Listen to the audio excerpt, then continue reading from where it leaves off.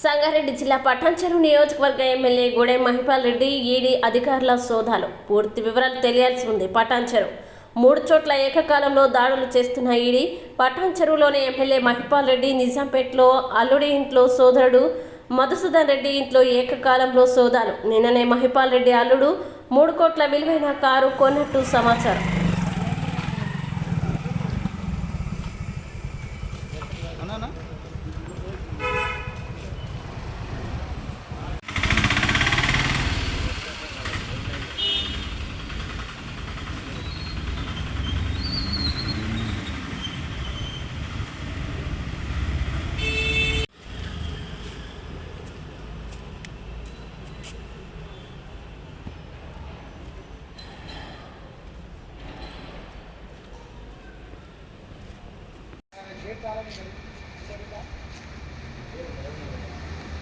Gracias.